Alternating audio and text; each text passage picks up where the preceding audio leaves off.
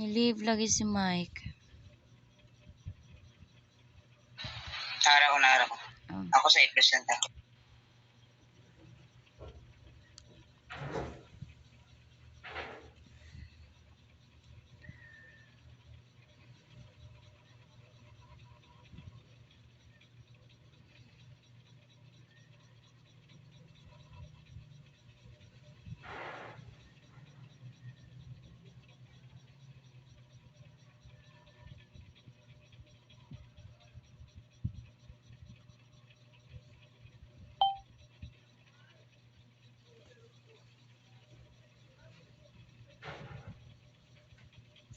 Again, good afternoon, everyone.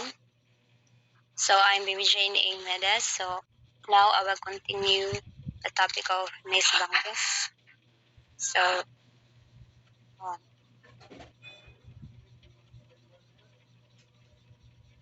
our topic for this afternoon is rating scale. So according to NITCO, there are the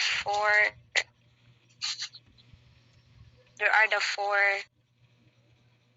benefits of using a rating scale. So both of these teaching and assessment is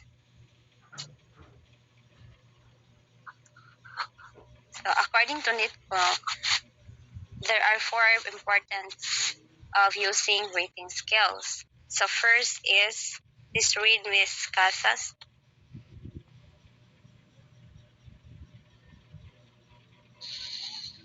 Ako, Day?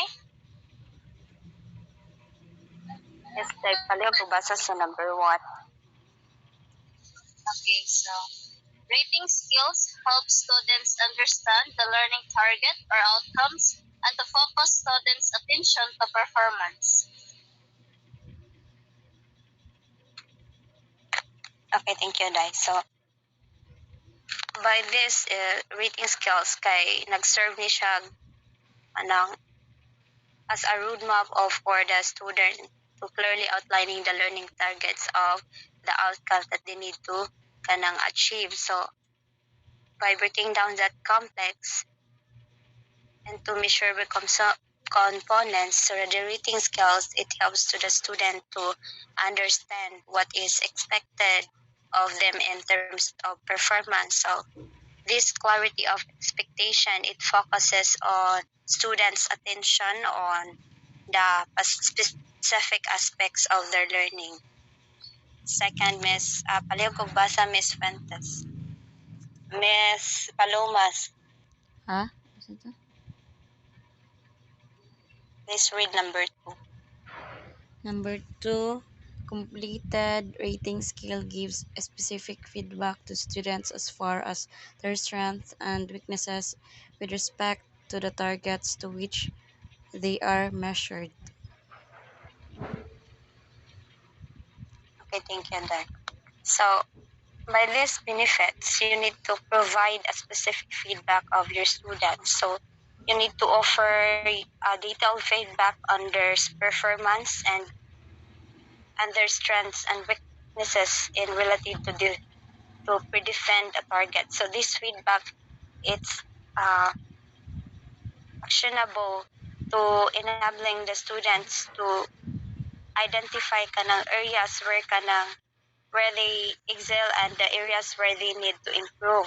So this target feedback, so the students can make an informed decision about how to adjust their learning strategies and to enhance their overall performance. And the third is the learning and the internalizing standards. So through this consistent exposure to the reading skills, so kanang ang students kay dili ra ingon nga maka-learn siya sa by the standard, but it also in the kanang internalize them. So by repeatedly assessing their own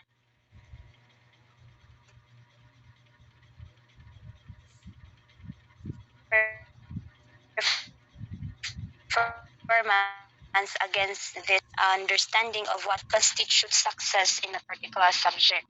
So this process of internalization, it fosters kanang sense of accountability and the ownership over their learning journey, and to motivate the students to strive for continuous improvement. And the last is please read Miss Devotion.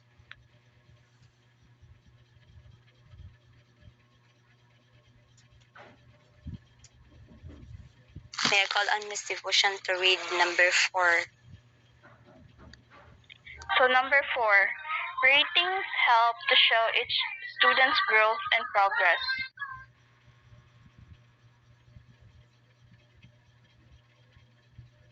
Thank you, Dai. So this is a tracking growth and the progress of students. So this scale, this is kanang rating scales that serve as a valuable tool for tracking each student's growth and the progress over the time. So by comparing their ratings across different assessment periods, the students can visualize their development and see kanang tangible evidence of their improvement. So this tracking mechanism is not only motivates students by showcasing their achievements, but also helps educators identify the areas where additional support or intervention may be needed. So, our rating skills it play a vital role in education by providing a clarity of learning targets, by offering specific feedback, and facilitating the internalization of the standards, and also enabling the tracking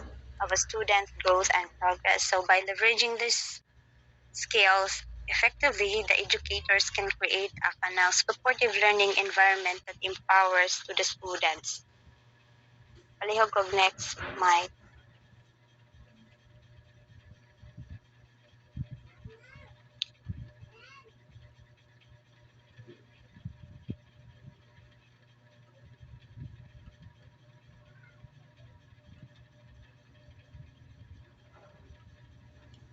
So mo ni siya ang example sa rating scale.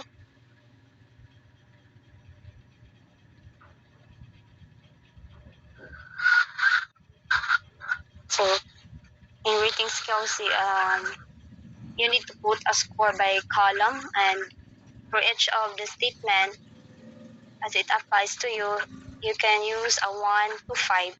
1 is being the lowest and the 5 is the highest possible score. Next, Kumai.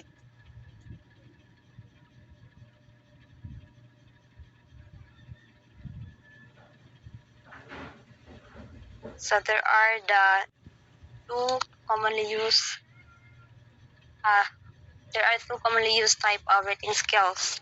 First is numerical rating scale, and second is descriptive graphic rating scale. Next, Mike.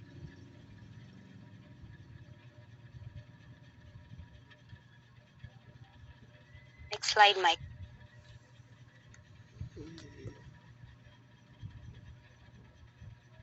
Please read Miss Palomas. Numerical rating skills. A numerical rating skills translates the judgment of quality or degree in numbers. To increase the objectivity and consistency of result from numerical rating skills, a short verbal description of the quality level of each number may be provided.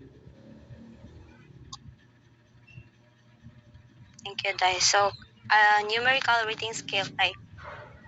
Kani nga tool kay it used to assess the quality or the degree of something by assigning it a numerical value. However, without additional context or different individuals might interpret the numerical values differently.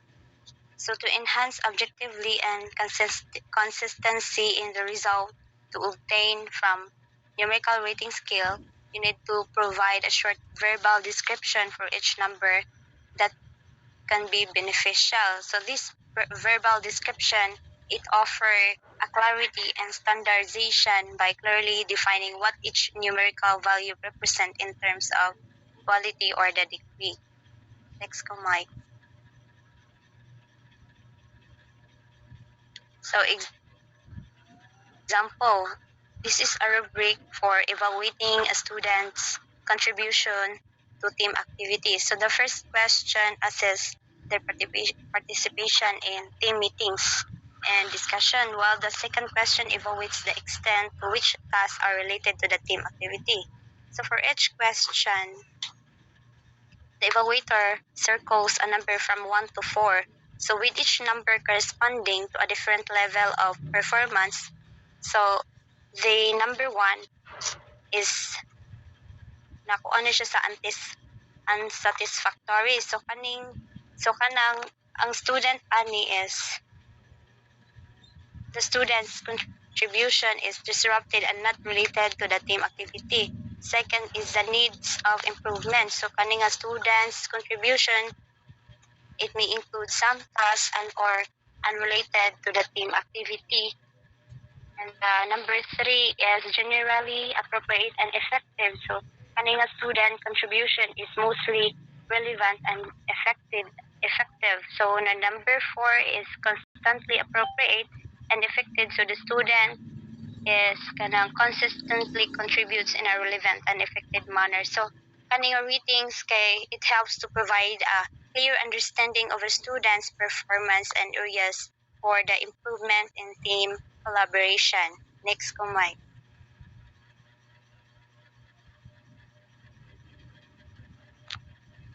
Next slide, Mike. So second type of rating scale is disruptive. So please read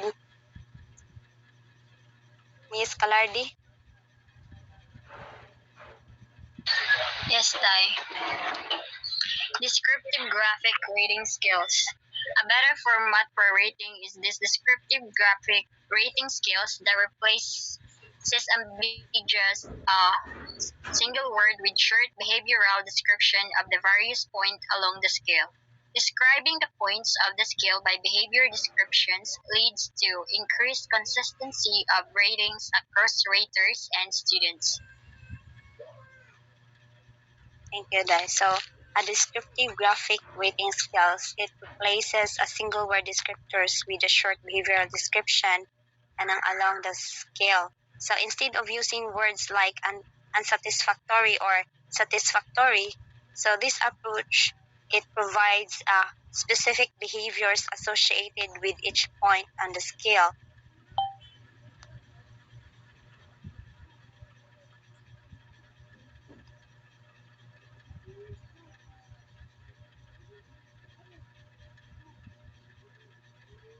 Example, kaning um,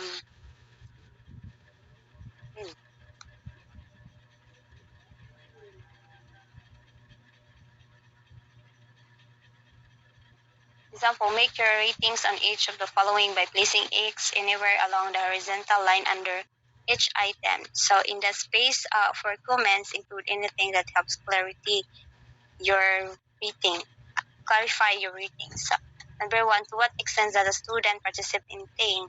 So, choose ra kag answer dira. Then, o pili ra ka sa iyang nga kuan choices. So by providing this behavior description, the readers or the students have a clearer understanding of what each reading entails or to more constant evaluation. Next to Mike.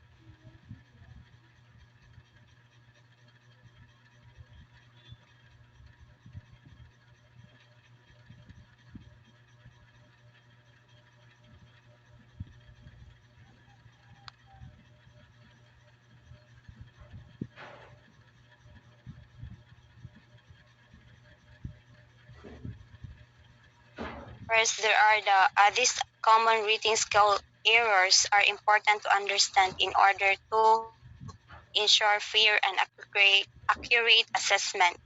So first is leniency error. So kaning rating scales kay it occurs when a teacher constantly rates students towards the higher end of the scale, perhaps out of generosity or a desire to avoid conflict. and it can be lead to inflated scores that don't accurately reflect students' performance. Second is severity error. So, kay nag-contrast ni siya sa leniency error. A severity error, happens when a teacher constantly rates the students towards the lower end of the scale. So, this might be due to a strict standard or a tendency to focus on weaknesses rather than strengths, by resulting in unfairly low scores. And the third is central tendency error. So this error, it occurs when a teacher hesitates to use the extremes of the rating scale and instead assigns ratings predominantly in the middle range. This can occur due to a desire to avoid extreme judgment or to maintain neutrality, but it can obscure meaningful differences in performance.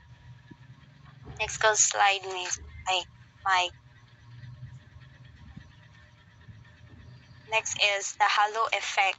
So kaninga error kaninga rating scales kay it occurs when a teacher's overall impression of a student influences how they rate the students on specific dimensions. So, for example, if a teacher perceives students as generally well behaved, they may tend to rate the student higher on academic performance, even if the student's actual performance in that area does not warrant it. Next is personal bias. So, a personal bias kay it occurs when a teacher's own prejudice or preconceived kanang notion or to influence their assessments of the students. So this can include biases based on a gender, mga ethnicity, or other characteristics. So, for instance, a math than girls, they may unconsciously rate male students higher in math performance, regardless of individual abilities. Next is the logical error. So this error occurs when a teacher mistakenly believes that two or more dimensions are related and gives similar ratings to them. So even though they are not actually related. So for example, a teacher might assume that creativity and organization are closely linked and consistently rate students high on both dimensions. So when in reality, a student could be highly creative but lack organizational skills or kanang vice versa. Next is the reader drift. So a reader drift kay it happens when a readers who initially agree on how to interpret and apply assessments rubrics. So gradually it diverges in their interpretations over this time. So this can lead to inconsistency in ratings and undermine the reliability of assessment. So a reader drift can occur due to a factor such as changes in understanding of assessment criteria, fatigue, or a lack of ongoing collaboration and training for raters. Next, kumay. So next is the Likert scale. Please ko ako na lang na siya edit so kanang a Likert scale is commonly used by self-report method for assessing attitudes. So it represents respondents with a series of statements and asks them to indicate their level of agreement or disagreement on a 5-point scale. So typically ranging from strongly agree to strongly disagree. So with a neutral option like undecided or kanang neutral in the middle. Next comment.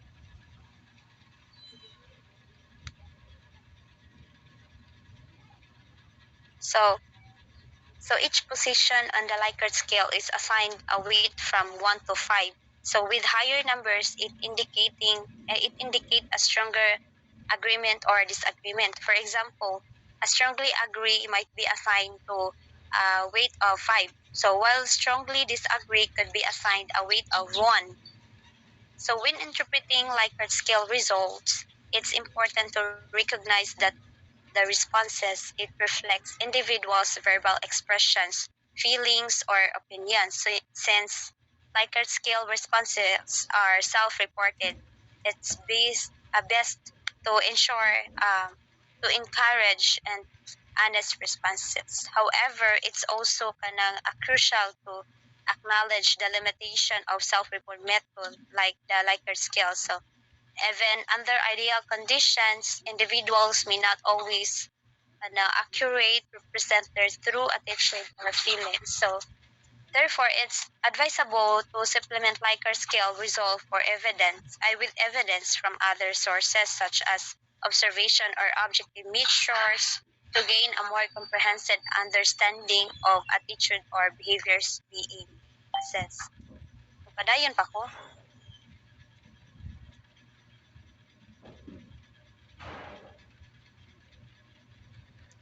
Taas pa na, day?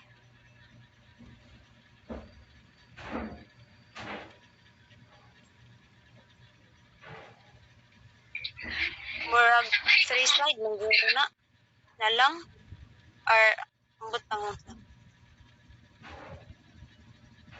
Ikaw last reporter, Ades? o ako. O sige, tiwasan na last naman kaya na. Napay ilam ni ka slide. 3 mangguro? 3 ba Mike? Okay ra mo tiwason ni Medes?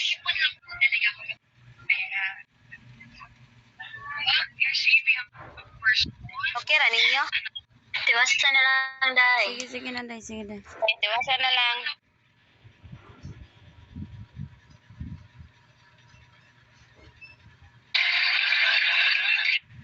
So, okay. So, constructing a Likert scale instrument. So,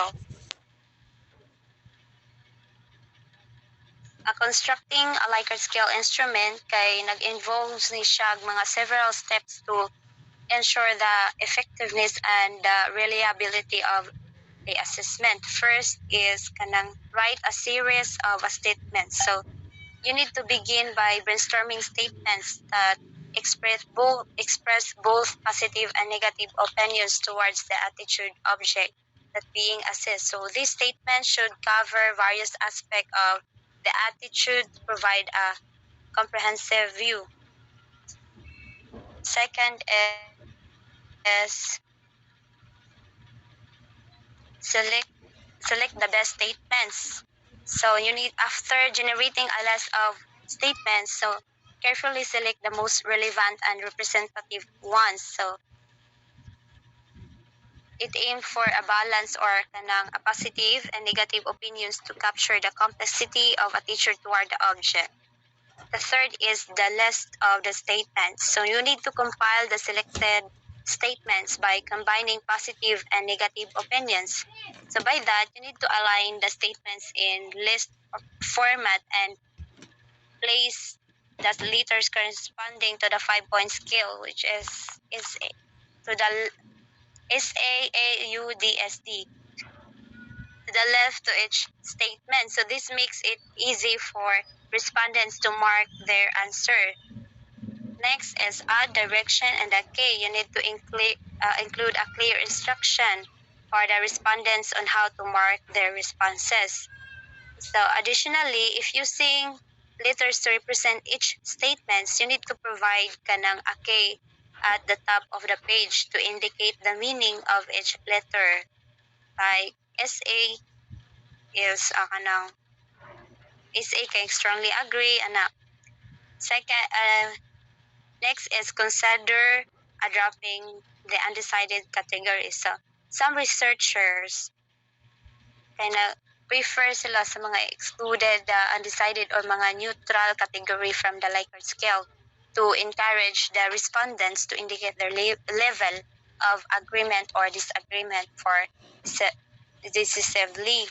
So this can help avoid ambiguous responses and provide a clear data and analysis. So by following these steps, researchers can construct a Likert scale instrument that effectively assess attitude while ensuring clarity, balance, and reliability in measurement process. Next comment.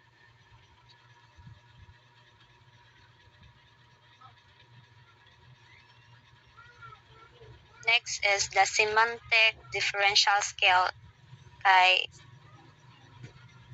kani nga method kay nag-use siya to measure the attitude or the perception of individuals towards a particular concept or object. So it involves presenting pairs of opposite adjectives and asking participants to indicate where their opinion falls between this extreme.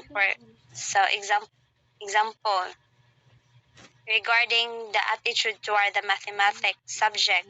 So the participants would be asked to mark their position on a scale between the opposite object provided. So na makita raman yan kanita na boring. So iyang i-answer na is kanang interesting. So kanang nga participants kay so the participants would place a check mark or indicate their position along the scale between these pairs of adjectives and indicating whether they perceive mathematics as a boring or interesting or whether they see it as important or a useless. So this method, it allows kanang to the researcher quantify and understand the mga nonsense attitude and perception by the individuals have towards various concepts. In this case of mathematics. Next kamay. Next last is kanang sentence completion. So a sentence completion, it using a kanang incomplete sentence formats in education. It allows for a more open-ended approach to assisting student thoughts and understanding. So it encourages individual expression and can reveal unique perspectives. However, it also has its drawbacks of students may feel kanang pressured to conform to what they perceive as the teacher preferences. So leading to insincere responses. So